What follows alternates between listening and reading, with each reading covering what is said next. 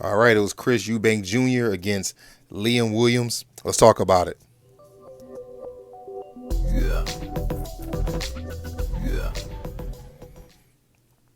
Well, Chris Eubank Jr. put on a heck of a performance, beating Liam Williams in a 12-round unanimous decision.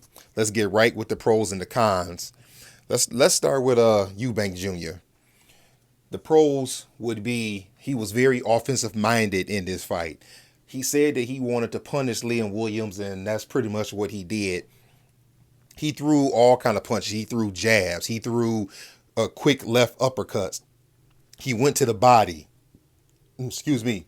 He threw check left hooks, and he definitely pumped that jab, and that jab was a power jab, kind of reminiscent of a young Jermaine Taylor. The cons would be that he had a man in front of him that he could have got out of there, and he chose to just keep popping them and popping them and dancing around them. I'm not a fan of that because this is boxing. We know that one punch could change a fight, and he could have got hit with something that could have wiped out all that work he did. And another con is that I think that he was trying to look a little too much like Roy Jones Jr. in that fight. I know that Roy does train Chris, but I think that he was trying to look a little too much like Roy. A lot of the showboating, the way that he held his right hand out in front of him. Listen, Roy Jones was not a generation, a once in a lifetime fighter, and he won't be duplicated again. But I do think he's doing a good job with Eubanks Jr. As far as Liam Williams go, he was game. He definitely was not in there to be an opponent. He was also throwing hard shots, trying to get his shots set up, but he just did not have enough, which brings me to my cons. He just didn't have enough for Eubank. I mean, the man was getting knocked down by jabs. There were a couple of shots that I thought were check left hooks, and when they showed the replay, they were jabs. I mean, the man was getting knocked down by jabs. So I didn't see any reason that this man should have made it through 12 rounds. But you know what? He did. And that's another pro that I would have to give him, that he did stay in there 12 rounds, even when I thought he should have been out of there. I thought it actually was a good action-packed fight.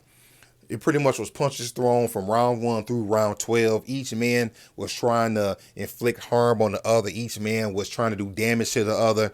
But Chris Eubank Jr. was just a little bit too much. Now, I thought that he put on a decent performance, but looking at what other people were saying, there were people saying that this guy is not it. He's never going to be it. He's not that good.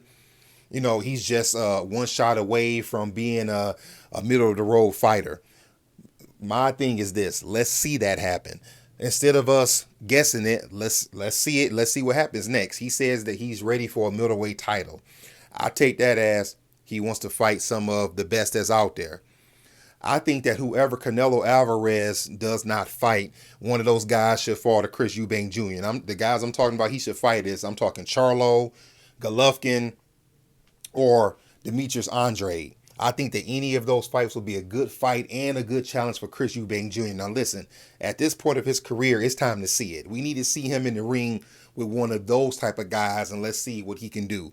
And instead of giving a prediction, I guess we'll just, wait and see what happens. I do think that all three of those men that I named can give him problems, but I'm not willing to go on a limb just yet and say that those guys may beat him. But what did you think? First of all, did you enjoy this fight? Do you agree with me that Chris should have got Liam out of there instead of playing around with him when he had him hurt? I think it was in the 10th or 11th round when he knocked him down the third or fourth time, if I'm trying to remember.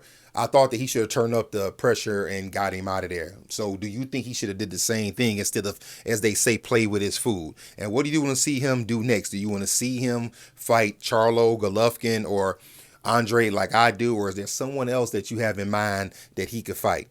All right, fight fans, if you haven't already, like and subscribe and hit the notification bell.